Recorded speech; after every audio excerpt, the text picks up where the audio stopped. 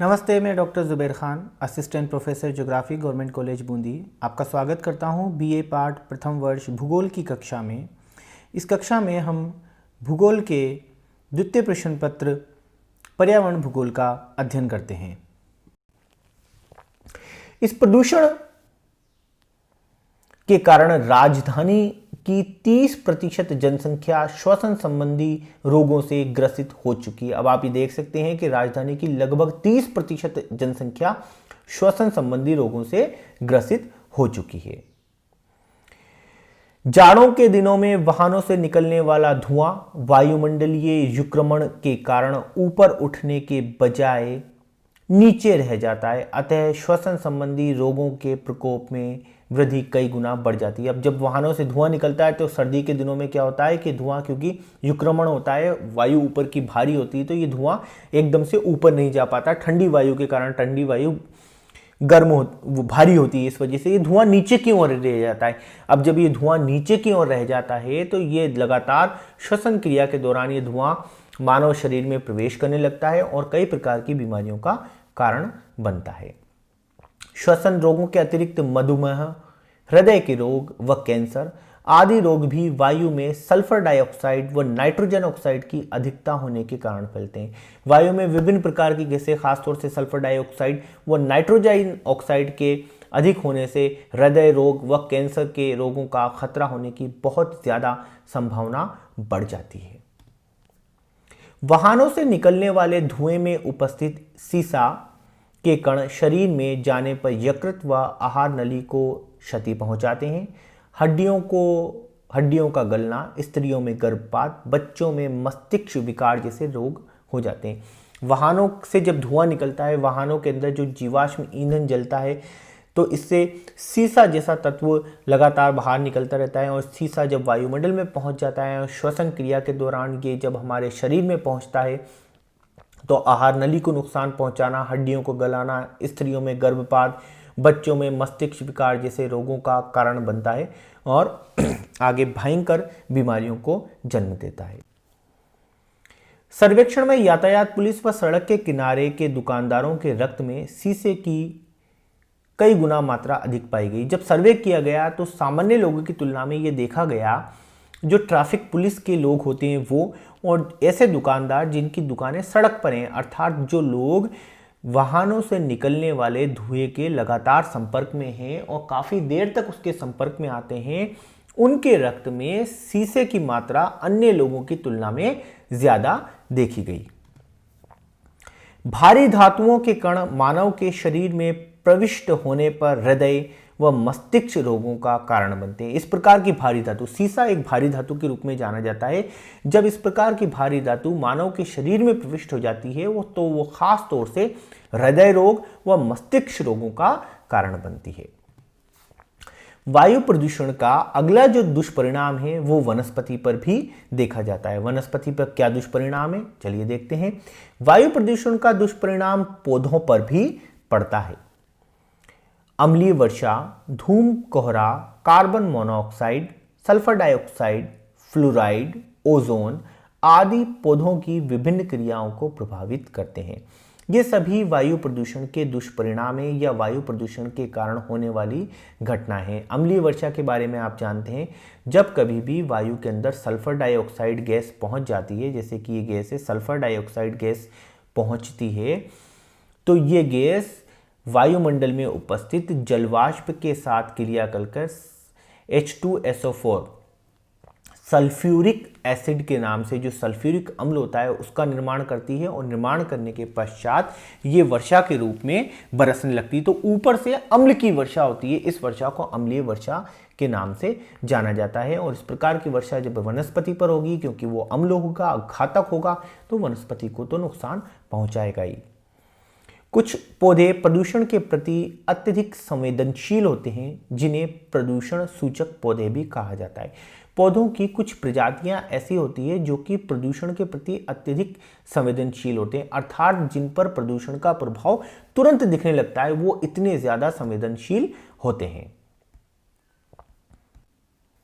उदाहरणार्थ ब्रायोफाइट्स एवं lichen sulphur dioxide के प्रति अत्यधिक संवेदनशील होते हैं। ये पौधों की प्रजातियां हैं, ब्रायोफाइट्स व लाइकेन पौधों की अलग अलग प्रजातियां होती हैं। वायु प्रदूषण से पौधों की पत्तियां गिरना, पत्तियों का मुरझाना तथा फलों का पूर्ण विकास न होना जैसे प्रभाव देखने को मिलते हैं। वायु प्रदूषण के कारण जो वायु में विभिन्न प्रकार की विषैली गैसें होती हैं, विषैले तत्व होते हैं, उनका जब वनस्पति पर प्रभाव देखा गया तो ये देखा गया कि कई प्रकार के पौधों की पत्तियां असामयिक गिरने लग जाती हैं, पत्तियां मुड़ने लग जाती हैं, मुरझाने लगती हैं, उनमें अलग अलग प्रकार के दोष या विकार उत्पन्न होने लगते हैं। फल पूर्ण रूप से नहीं पक पाते हैं, पकने से पहले या तो फल सड़ जाते हैं या वो गिर जाते हैं या वो समय पर पूर्ण रूप से पक नहीं पाते। ये सारी घटनाएं वायु प्रदूषण के दुष्परिणाम के रूप में वनस्पति के ऊपर देखी जाती हैं। वायुमंडल में अत्यधिक प्रदूषण होने पर पौधों को सूर्य प्रकाश बहुत कम मिल पाता है, अतः उनकी प्रकाश संश्लेषण की क्रिया पर विपरीत प्रभाव पड़ता है। अब क्या होता है, जब वायुमंडल में आपने देखा कि प्रदूषण होता है, कई बार धूल के कण इतने पहुंच जाते हैं कि वायुमंडल की पारदर्शिता कम हो जाती है। पारदर्शिता कम होने से तात्पर्य है कि वायुमंडल के अंदर धूल की मात्रा इतनी अधिक हो जाती है कि वायुमंडल धुंधला होने लगता है और इस धुंधले वायुमंडल से सूर्य का प्रकाश आसानी से धरातल तक नहीं पहुंच पाता। और आप सब अच्छे से जानते हैं कि पेड़ पौधों को जो भोजन मिलता है वो प्रकाश संश्लेषण की क्रिया द्वारा मिलता है, जिसमें प्रकाश सबसे ज़्यादा महत्वपूर्ण तत्व है। जब वायुमंडल की पारदर्शिता कम हो जाती है तो पौधे प्रकाश संश्लेषण की क्रिया पूरी नहीं कर पाते हैं और ऐसी स्थिति में पौधों को कुपोषण की स्थिति हो जाती है और धीरे धीरे उनकी मृत्यु होने लगती है और दुष्परिणाम उनको देखे जाते हैं। धूम कोहरे के क्षेत्र में पौधों का विकास बहुत कम होता है। मोटर वाहनों से निकलते धुएं से पौधों की पत्तियों का गिरना, पत्तियों का आकार छोटा होना, फलों का अपरिपक्व अवस्था में गिर जाना आदि प्रभाव देखे जाते हैं। विभिन्न उद्योगों से निकलने वाली सल्फर डाइऑक्साइड का रिजका एक प्रकार की घास होती है जिसे इंग्लिश में अल्फाल्फा के नाम से जानते हैं। और आप देखते हैं पशुओं को जो हरे रंग की छोटे छोटे पत्तों वाली घास खिलाई जाती है उसको रिजका कहा जाता है। सल्फर डाइऑक्साइड का रिजका, कपास आदि पौधों पर अत्यधिक हानिकारक प्रभाव पड़ता है। इसके कारण पत्तियां पीली पड़कर गिरने लगती हैं। नाइट्रोजन ऑक्साइड के दुष्प्रभाव से पौधों की वृद्धि रुक जाती है। अब आप देखते हैं तो ये जो सल्फर डाइऑक्साइड है इसके कारण क्या होता है, पौधों की पत्तियां पीली पड़ने लगती हैं और पीली पड़ के वो मुरझाती जाती हैं या असामयिक रूप से गिरने लगती हैं। नाइट्रोजन ऑक्साइड के दुष्प्रभाव से पौधों की वृद्धि रुक जाती है, उनकी बढ़वार कम हो जाती है। फ्लोराइड के अधिक प्रभाव से विभिन्न पत्तेदार सब्जियां जलने लगती हैं। जब कभी भी वायुमंडल में फ्लोराइड की मात्रा बढ़ जाती है तो ऐसी क्रिया में क्या होता है, जो पत्तेदार सब्जियां होती हैं वो जलने लगती हैं, सड़ने लगती हैं और खराब होने लग जाती हैं। विभिन्न वायु प्रदूषकों के दुष्प्रभाव से पौधों में श्वसन दर अधिक तथा प्रकाश संश्लेषण की क्रिया कम हो जाती है। परिणाम स्वरूप पौधों को पर्याप्त भोजन न मिलने पर उनकी मृत्यु हो जाती है। अब जैसा कि मैंने आपको बताया कि जब कभी भी वायु प्रदूषण बहुत अधिक मात्रा में फैलता है और ये वायु प्रदूषण ऐसी स्थिति में फैलता है कि वो वायुमंडल की पारदर्शिता को कम कर देता है, तो पौधों को प्रकाश संश्लेषण के लिए आवश्यक मात्रा में प्रकाश नहीं मिल पाता। क्योंकि जब वायुमंडल की पारदर्शिता कम हो जाती है तो सूर्य का प्रकाश आसानी से धरातल पर नहीं पहुंच पाता। ऐसी स्थिति में क्या होता है कि पौधे अपना भोजन नहीं बना पाते और कुपोषण की स्थिति में उनकी मृत्यु होने लग जाती है। जंतुओं पर वायु प्रदूषण का प्रभाव। अब विभिन्न प्रकार के जंगली जीव जंतु भी होते हैं, उनके ऊपर भी वायु प्रदूषण का प्रभाव होता है। निश्चित रूप से होता है क्योंकि वायु प्रदूषण क्योंकि श्वसन क्रिया के अंदर हम वायु को सीधा अपने शरीर के अंदर ग्रहण करते हैं। अन्य जीव जंतु भी ऐसा ही कार्य करते हैं। जीवित रहने के लिए सभी को ऑक्सीजन की आवश्यकता होती है और ऑक्सीजन तो वायु के अंदर ही मिलती है। वायु के मिश्रण में ऑक्सीजन पाई जाती है। मनुष्य के समान ही अन्य प्राणियों पर भी इसका प्रभाव पड़ता है। जंतुओं द्वारा श्वसन क्रिया में तथा प्रदूषित चारा खाने पर विभिन्न प्रदूषण उनके शरीर में पहुंच जाते हैं। अब जंतुओं द्वारा भी श्वसन की जाती है। जितने भी जीव जंतु, अन्य प्रकार के जीव जंतु होते हैं, वो भी श्वसन क्रिया करते हैं। श्वसन क्रिया में वो भी ऑक्सीजन को ग्रहण करते हैं। तो जब श्वसन क्रिया की जाती है तो श्वसन में ऐसा थोड़ी है कि केवल हम ऑक्सीजन ले लेंगे, हम पूरी वायु को अपने शरीर में लेते हैं। अन्य जीव जंतु भी लेते हैं। यदि वायु की अशुद्ध है, उसके अंदर विभिन्न प्रकार की अशुद्धियां हैं, विभिन्न प्रकार के प्रदूषक हैं, तो वो भी उसके शरीर में पहुंच जाएंगे और शरीर में पहुंचने के पश्चात उसके दुष्परिणाम लगातार देखे जाते हैं। वायु प्रदूषण से छोटे जीव जंतुओं की मृत्यु हो जाती है तथा बड़े जंतुओं के स्वास्थ्य पर हानिकारक प्रभाव पड़ते हैं। फ्लोराइड यौगिक युक्त प्रदूषक घास स्थलों में जमा होने पर खाद्य श्रृंखला में प्रवेश कर जाते हैं और जीव जंतुओं पर विषाक्त प्रभाव पड़ता है। अब फ्लोराइड यौगिक, आप जानते हैं कि फ्लोराइड यौगिक प्रदूषक जो होते हैं घास स्थलों में जब जमा हो जाते हैं, क्योंकि जीव जंतु घास खाते हैं, तो ये खाद्य श्रृंखला में पहुंच जाते हैं, क्योंकि वो इस घास को खा लेते हैं और जब उसके ऊपर फ्लोराइड यौगिक जमा होते हैं तो ये फ्लोराइड तत्व भोजन के साथ, उनकी घास के साथ उनके शरीर में पहुंच जाते हैं और शरीर में पहुंचकर विभिन्न प्रकार की बीमारियों को जन्म देते हैं। और फ्लोराइड के कारण कौन कौन सी बीमारी होती है यह हम देखते हैं। इससे उनकी हड्डियों तथा दांतों में फ्लोरोसिस रोग हो जाता है।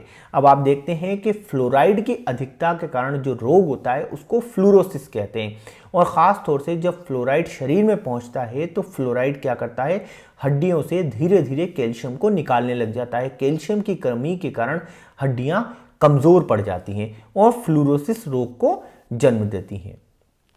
दांतों में भी फ्लोरोसिस रोग हो जाता है, क्योंकि आप जानते हैं दांतों का निर्माण भी एनिमल से हुआ है, कैल्शियम उसकी मात्रा में होता है। कई बार दांतों के ऊपर फ्लोराइड के कारण पीले पीले पदार्थ जम जाता है। रेडियोधर्मी विकिरणों का जंतुओं पर काफ़ी हानिकारक प्रभाव पड़ता है, जैसे रक्त कोशिकाओं में कमी, त्वचा पतली हो जाना, जल जाना, स्थायी या अस्थायी बंध्यीकरण हो जाना, फेफड़ों का कैंसर हो जाना आदि। बीटा विकिरण के कारण जीवों का झुलसना, नक्सीर फूटना, आंखों में जलन होना जैसे दुष्प्रभाव सामने आए। रेडियोधर्मी विकिरण, अब जैसे कि मैंने आपको बताया था, कई प्रकार के मानवीय घटनाओं के कारण या रेडियो पदार्थों के उत्खनन के कारण या दुर्घटनाओं के कारण जब रेडियोधर्मी पदार्थ, जिसे कि आप यूरेनियम, प्लूटोनियम या थोरियम के नाम से जानते हैं, जब वायुमंडल में प्रवेश कर जाते हैं तो ये तत्व बहुत लंबे समय तक वायुमंडल में विद्यमान रहते हैं और इनका प्रभाव जीव जंतुओं पर देखा जा सकता है। और इस रूप में देखा जा सकता है कि उनमें रक्त कोशिकाओं की कमी होने लगती है, त्वचा पतली होने लग जाती है, जल जाती है, स्थायी या अस्थायी बंध्यीकरण होना, फेफड़ों का कैंसर होना आदि इसी प्रकार के रेडियोधर्मिता के दुष्परिणाम देखे गए हैं। उदाहरणार्थ, पोखरण में किए गए प्रथम परमाणु विस्फोट स्थल से 20 मील दूर चल रहे मवेशियों की त्वचा जल गई।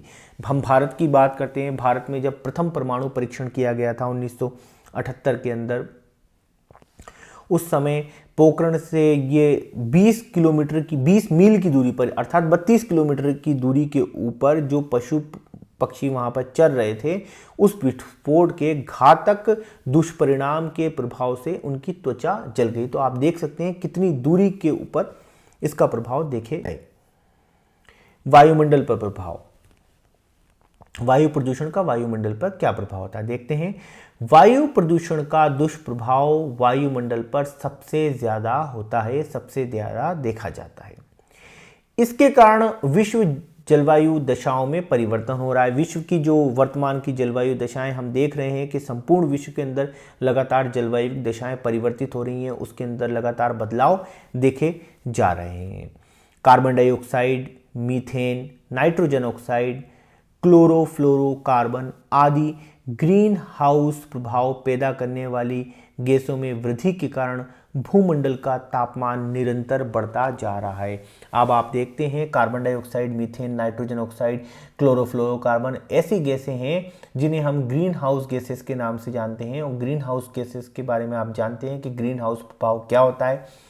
वायुमंडल के अंदर इन गैसों के कारण एक आवरण प्रभाव बन जाता है और उस आवरण प्रभाव के कारण पृथ्वी द्वारा जब ऊर्जा उत्सर्जित की जाती है तो ये ऊर्जा पृथ्वी से उत्सर्जित होकर पूर्ण रूप से अंतरिक्ष में नहीं जा पाती, बल्कि इस आवरण प्रभाव के कारण पुनः परावर्तित होकर पृथ्वी की ओर लौट जाती है, जिससे कि लगातार धीरे धीरे पृथ्वी के तापमान में वृद्धि होने लग जाती है, जिसे भूमंडलीय तापन कहा जाता है, जिसे इंग्लिश में आप ग्लोबल वार्मिंग के नाम से भी जानते हैं, जिसके अपने आप में अलग दुष्परिणाम देखे गए हैं। और ये सारे दुष्परिणाम ग्लोबल लेवल पर, जिसे हम भूमंडलीय स्तर पर या विश्व स्तर पर कह सकते हैं, इससे हिमखंडों के पिघलने की दर में वृद्धि होगी, समुद्री जल स्तर बढ़ने से तटवर्ती क्षेत्र जलमग्न हो जाएंगे। ये सारे प्रभाव ग्रीन हाउस के कारण होते हैं। ग्रीन हाउस प्रभाव व भूमंडलीय तापन में वृद्धि का विस्तृत वर्णन